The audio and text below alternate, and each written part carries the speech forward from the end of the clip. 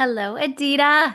Hello, Kelly. Hello, everybody. It's so good to see you today. We are talking about eating more, craving less, how to create combinations of foods that naturally boost your GLP-1. This is a question we get asked about a lot. It's our passion, it's what we're out there talking about. And it's so important right now because so many of you are looking at the situation that you're in and seeing people get these big results from medications and you're considering getting on them. But if you're anything like me, you have this deep nagging feeling that that's not the answer. Of course, right now you're seeing all the studies come out that show malnutrition, bone loss, muscle loss, uh, exacerbated bad eating habits that are all coming from those weight loss drugs.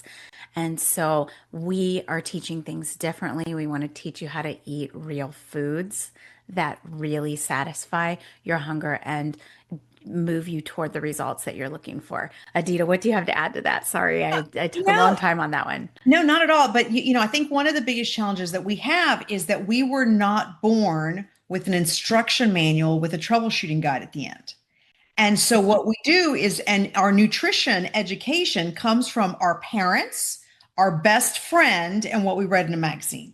Yes. But we all metabolize foods differently. So we have to figure out as an individual, what is it?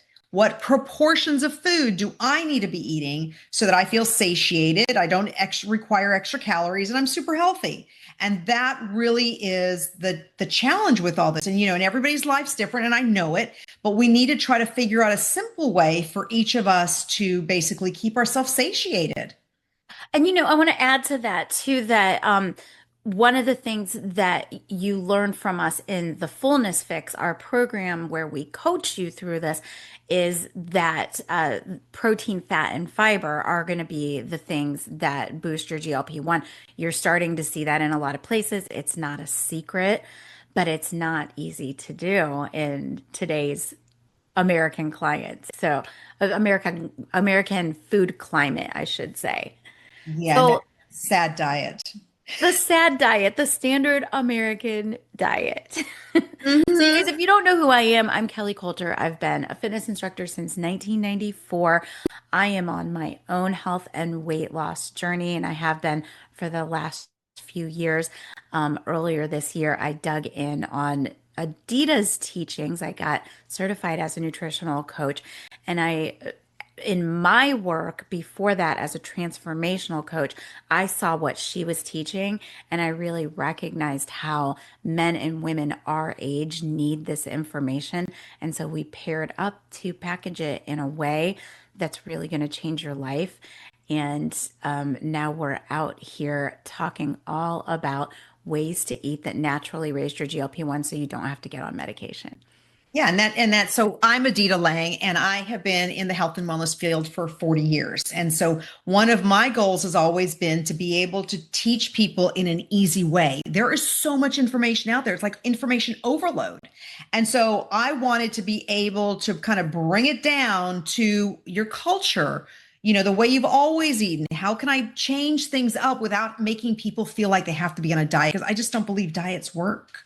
It's really about you figuring out as an individual what you should be eating so that you have a permanent food plan that works. It's yummy and it works for you. And that's just the way it is. And it really has to do with the proportions of your food at the end. Excellent. Okay. So before we jumped on here, we were talking about a specific instance of a client of yours with cravings. So I'd love to hear that story again. So, I work with a lot of big companies. And so one of them is this bank. And it was kind of interesting because I've been trying to work and coach with this one girl. She's in charge of a ton of stuff in the HR department there. And so I went to her office.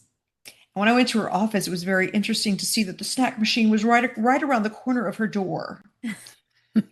And she wasn't necessarily waiting for me because I had to do some other stuff there, but I just kind of went in.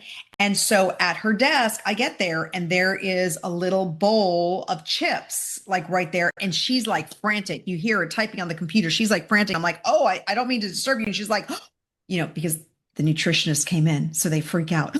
Oh, oh, oh, you're here. And I had chips in my Not the cup. chips. Let me What about the hide chips? them. What do I do with the chips? So so we kind of took a time out there and we had a little discussion. And here's the thing, I get it, especially when you're sitting at a desk for long periods of time. She had a deadline to do. I guess her teammates who were supposed to do stuff, they didn't do stuff when they were supposed to. So she got stuck with it all. So she's just there. She forgot her food in the morning because she usually packs her food. She just needed to get this stuff done. Stuff was thrown at her at the last minute. She thought she was going to go to lunch. She never made it to lunch. So what did she do? She went to the snack machine that's right outside. And she chose the chips because she just needed, I get it. You're stressed out. You want something crunchy. Some people want crunchy. Some people want sweet. We're all different, right? You just start going for that because you're hungry. Well, part of this is, she didn't really have a good breakfast. So her proportions of the proteins, carbohydrates, and fats weren't there. And she thought she was going to lunch and never made it. So I get it, right? But we still need to figure out, okay, how can we nourish ourselves the best? And one of the things that her and I talked about was her kind of loading herself up in her office with some good snacks so that she has it Mhm. there so she doesn't have to go to the machine. I mean, you should have some snacks at your desk. Not that I want you to always have tons of them, but a little bit for these. It's kind of an emergency food. What do I do, right? So that's really it. But it goes back to balancing and making sure that we are bringing in the good quality proteins, carbohydrates, and fats to keep us satiated. So, if you look at it too, sometimes you have to think of your day. Okay. So if I'm going to eat breakfast at 6 a.m. and I know I can't get to lunch until 1, what is going to keep me satiated for all that time? It's not a bowl of cereal with milk. Mm. It's eggs and avocado. I just gave Yeah. the answer. It's got to be protein, fat, because that's got to stay with me for a long period of time. This has nothing to do with the number of calories. It has to do with the proportions. So Mm. 200 calories of cereal is not equivalent to 200 calories of eggs and avocado of No, it's going to body response. digest so much faster and it's going to be gone. Yes. So we want something to stay in there. I've been reading so many books this spring ever since I did your nutritional coach certification. And what keep seeing over and over again is they're recommending a protein, fat, and fiber diet, especially for women. Sorry, protein, fat, and fiber breakfast, especially for women. And so I started recommending that to my soldiers that I work with. And it makes such a difference when you eat pastries, cereal, things that process in your body as sugar, which is more than just sugar, of course.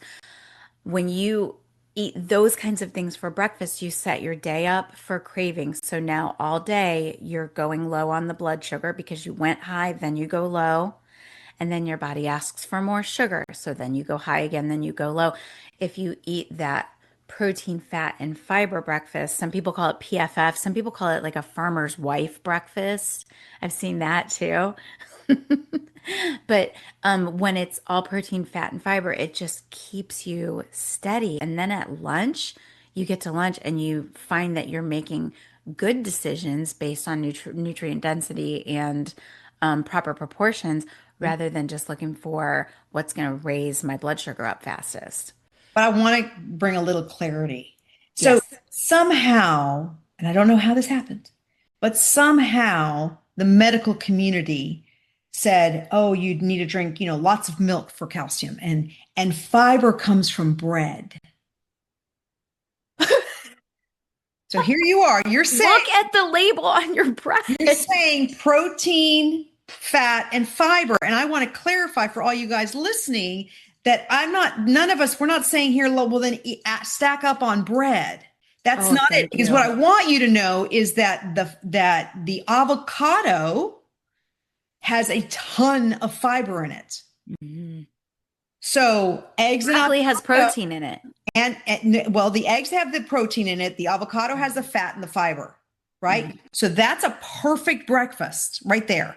So I don't want you to misinterpret what she's saying and go, well, oh, I'll have a bowl of cereal with an egg on the side, or I'll have a piece of bread with that, because that's not what we're talking about. Because remember, those things do metabolize as a sugar. And realistically, we need to minimize that as much as possible, especially when we want to get our GLP-1 to kick in and we want to feel satiated without as many calories.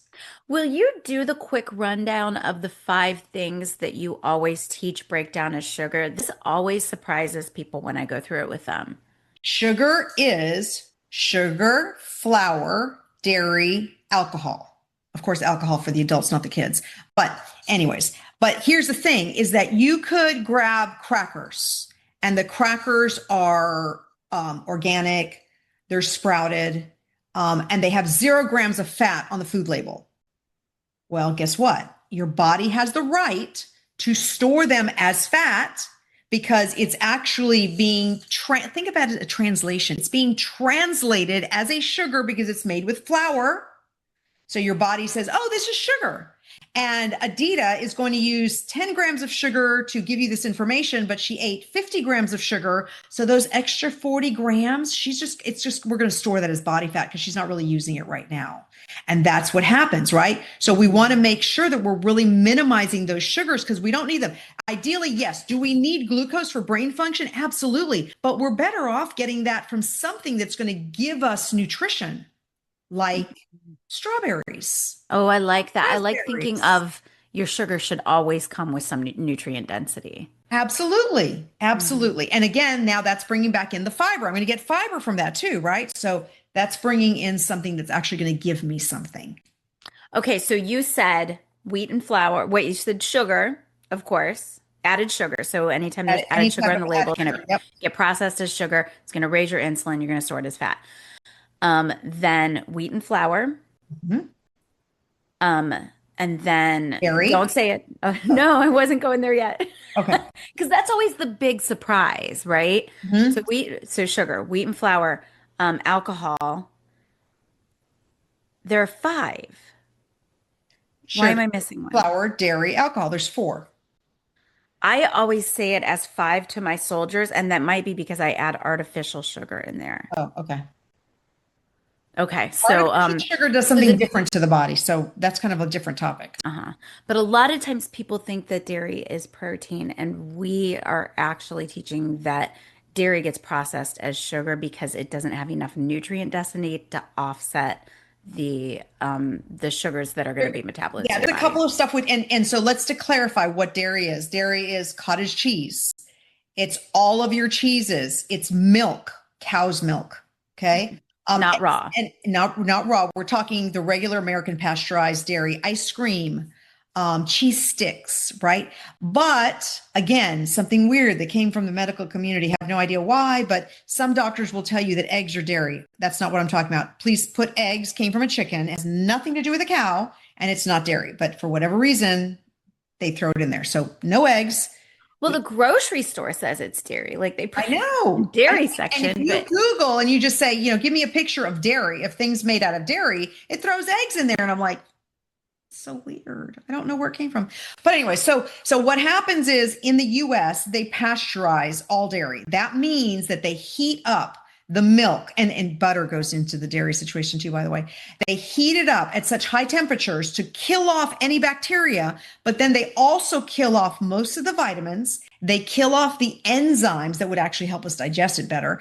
And then a scientist comes back in and adds in the vitamins. Okay. Now, is there a little bit of protein in dairy? Yeah, but it's like about this much, considering to this much carbohydrates, right? So, and those carbohydrates are what are actually being translated by our body as sugar. So, even if you look at a regular food label and the food label will say carbohydrates, 40 grams, sugar, 3 grams. Don't think that it's only 3 grams of sugar. Again, it's a food label. So that means there's, flour in there, whatever. Your body's going to translate the 40 grams of carbohydrates as a sugar. So it's going to be either used or stored. okay, so let's go back to the topic of cravings. Where do cravings come from, and how do we eat to minimize them? Okay. So a couple of things with cravings. Now, craving can come from You had a lot of processed carbohydrates and sugars plus caffeine. And now Hmm. you are falling off that imaginary high, and your body needs something immediately. So it craves something. It usually will crave something to supplement the sugars, sugar, flour, dairy, right? So it's going to, or alcohol. It's going to crave something to supplement that. It's kind of like a hit in a weird druggy type It way, is. It's a dopamine hit. dopamine hit. It's Okay. also very emotional. Yes, no, absolutely. So that is one thing that happens. The other thing that happens is maybe throughout our lives, we would pacify ourselves with food. I Hmm. broke up with my boyfriend. Hmm. I lost my job, whatever it might be, and I'm going to eat something for that. And I just need a piece of chocolate; it'll make me feel better. And we have this thing where we unfortunately the definition of food has been altered because the reality is food is Hmm. fuel. It's Yeah. gasoline that boosts up your immune system, gives you energy, and you're off and running, right?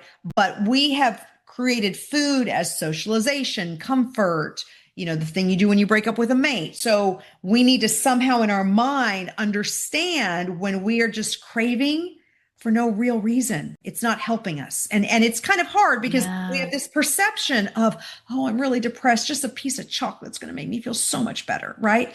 But that's not necessarily going to stop you from feeling bad.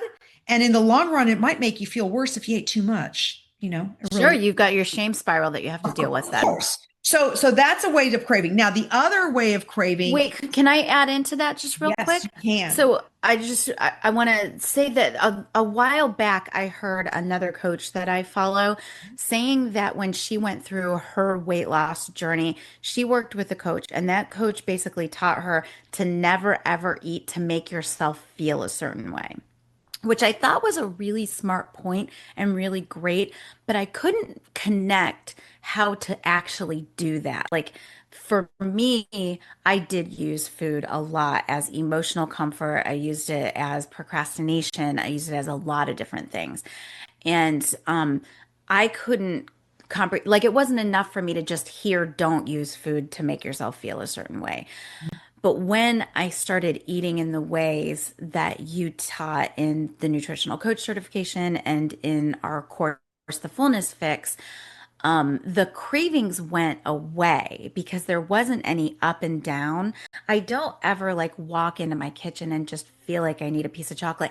And now I can recognize that if I do get that feeling, there's something else going on. Either it's a blood sugar issue or it's there's something going on emotionally, but I've got enough wherewithal to go to sit down and journal and fix that. And it's not a sacrifice. I don't feel like I wrenched myself away from the kitchen or that I gave up something in order to go journal. It just feels natural because my stomach doesn't really want that piece of chocolate.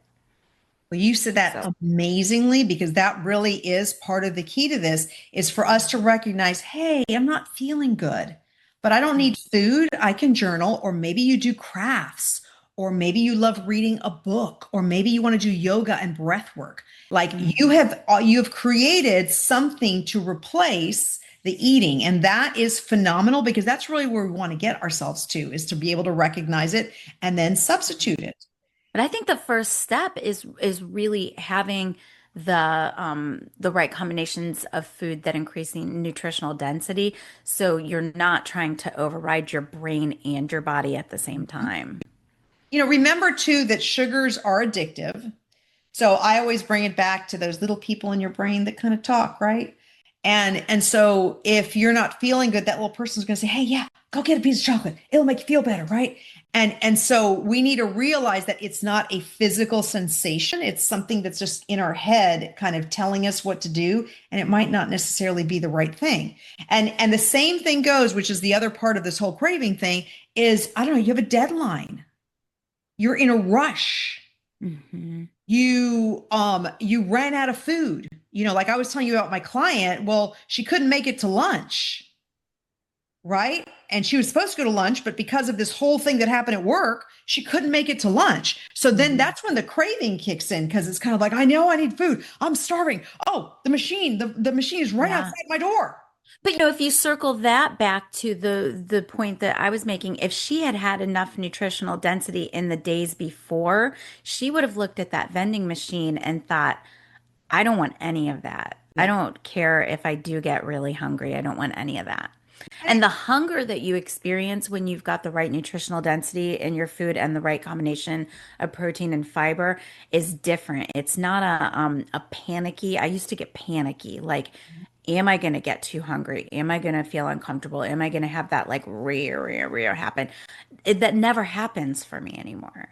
I mean, well, here's an interesting thought, Um, when was the last time you did a blood test that you had to fast for? Oh gosh, did I fast for the last one? I've been doing them every 3 months since I've been seeing the functional medicine doctor. So I'm not a good example for that. Okay, so I had to do one not that long ago. I fasted for 24 hours. Ooh. Did I pass out? No. Was I a little bit cranky for a tiny bit? Maybe. Mhm. Um, could I drink water? Yeah, I could drink water, but that's all I could do. But I was okay. But for whatever reason, we as human beings, we start to panic. Like she panicked that "Oh, I'm not going to lunch. I got to finish this project. I'm hungry. Well, that hungry, it's not necessarily so because I mean, remember, we all, even if you're really lean, you still have a little bit of body fat on you. Well, that just think of that as like backup calories that your body can go for. I mean, it takes days for you to really, really freak out, right? So if it's just in the day that you couldn't make it to lunch, could she have drank a cup of tea and probably felt satiated? Yeah, she probably could have. There's other things she could have done, or maybe increased her water intake during that time as well. And actually, the water would have given her more of a clear brain to really problem solve as opposed to the chips. See, because when you're eating junky foods like that, that's going to create foggy brain. So you're actually not as smart as you would have been. True story. Yeah, true. I've found that as well. Oh, absolutely. So, these are the things that we have to just, and I think a lot of it is bringing this to awareness, which is part of what you and I are teaching in the Fullness Fix, is to really teach people what are the consequences of some of these actions, just so that you're very clear and aware and go, oh, yeah, I guess I have fasted for, a blood test before and I didn't fall over. I was fine during that. Why can't I do it now? So good. So good. Well, so I want to bring this around and talk about kind of the gap between what we've taught you here today, what we've discussed, and the full picture of the results that most of us are looking for. So today we talked about cravings, we talked about what causes cravings, and we talked about the general formula of what you need to be eating in order to minimize the amount of cravings that you're experiencing. When you work with Adita and I inside the Fullness Fix, you have your full breadth and depth of recipes and snacks. I want to say something else, the grab and go snacks. We have a full library of grab and go snacks. And I feel like for me the grab and go snacks really saved my life because that keeps me from going through a drive-through. So a lot of times I can convince myself that getting some Chick-fil-A chicken tenders is going to be fine because I'm really hungry. I used to I used to reward myself for like filling up my car with gas by getting a snack. Well done. If I tell you all of the behaviors that I have fixed over the last 6 months, you would think that I was 300 pounds, 400 pounds before I started this. Because man, I had them all. But I used to reward myself for going on an errand to Walmart by allowing myself to go through Starbucks. So, and I just don't want that anymore. And that's the value of getting all of the resources that we teach, as well as the accountability, the community, the support that we give each other inside the community. Absolutely. Absolutely. Because this is all, we all learn differently. We all need a different kind of motivation. It's kind of like you spoke at one of our last talks about how you needed kind of like a team of people, right? So our goal with the coaching and with the program is to make sure that we are your team, and we're going to sit here, we're going to cheer you on. I'm going to say it 12 ways differently just until I spark on that light bulb that you go, "Oh, now I get it. Now I understand. Now it's easier to make that change." So Mhm. we're going to And we're keep going to working stay on with you until you get that it. light bulb. Absolutely. So good. Yeah. All right. So, next session you guys are going to see from us is about how food is not the only thing. So, we're going to talk about movement. We're going to talk about movement in combination with the food that you're eating and how it matters. Yay. All right, Adita, I will see you there. Okay. Sounds good. Bye.